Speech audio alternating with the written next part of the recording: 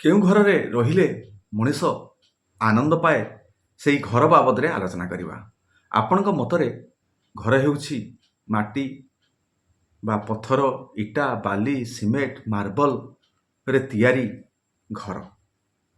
ଆପଣମାନେ ଜାଣୁଛନ୍ତି ସେହି ଘରେ ଯଦି ମଣିଷଟେ ରହିଲା ବହୁତ ଖୁସିରେ ରହିବ, ବହୁତ ଆନନ୍ଦରେ ରହିବ, କାରଣ ବହୁତ ବଡ଼ ଘରେ ସେ ରହିଛି ବୋଲି ନିଜକୁ ଶାନ୍ତି ପାଇବ। କିନ୍ତୁ ମୋ ମତରେ ସମ୍ପୂର୍ଣ୍ଣ ଭିନ୍ନ।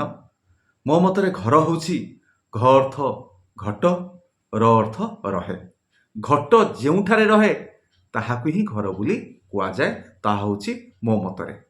ଘଟ ଅର୍ଥ ଆପଣ ଜାଣିଛନ୍ତି, ଘଟ ଅର୍ଥ ଆତ୍ମା, ର ଅର୍ଥ ରହେ।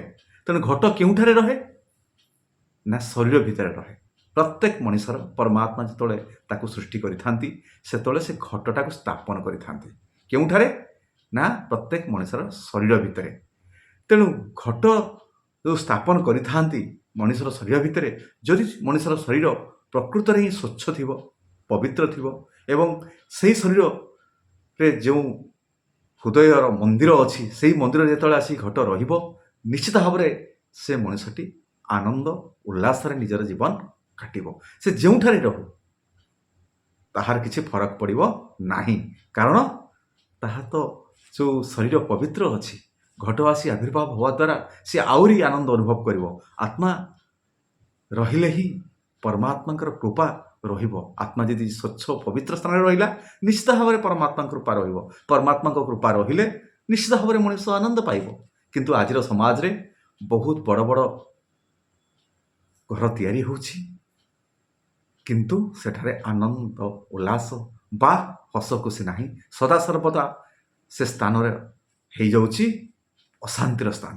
କାରଣ ଯେଉଁମାନେ ଏଠି ରହୁଛନ୍ତି ତାଙ୍କର ପବିତ୍ର ସ୍ୱଚ୍ଛ ହୃଦୟ ନାହିଁ, ମନ ନାହିଁ, ଶରୀର ଅପବିତ୍ର ଅଛି। ସେଥିପାଇଁ ସେମାନେ ଯେତେ ସାଜସଜ୍ଜା କରି ଘର ତିଆରି କଲେ ବି ସେମାନେ ଅଶାନ୍ତିର ଅଗ୍ନିରେ ଛଟପଟ ହେଉଛନ୍ତି ଏବଂ ମାନସିକ ଯନ୍ତ୍ରଣା ରହୁଛନ୍ତି। ସେଥିପାଇଁ ସେମାନେ ନିରାନନ୍ଦରେ ଜୀବନ କାଟୁଛନ୍ତି। ଆପଣ ଜାଣିଲେ ପ୍ରକୃତ ଘର ହେଉଛି ମାନେ ଘ ଅର୍ଥ ଘଟ, ର ଅର୍ଥ ରହେ। ଘଟ ମାନେ ଆତ୍ମା, ର ଅର୍ଥ ରହେ। ଆତ୍ମା ଯେଉଁଠାରେ ରହେ ତାହା ହେଉଛି ଘର। ତେଣୁ ଆପଣମାନେ ନିଜର ପ୍ରଥମେ ହିଁ ନିଜର ଶରୀରକୁ ସ୍ୱଚ୍ଛ ରଖନ୍ତୁ, ମନକୁ ସ୍ୱଚ୍ଛ ରଖନ୍ତୁ, ପରିବେଶକୁ ପବିତ୍ର ସ୍ଥାନରେ ରଖନ୍ତୁ।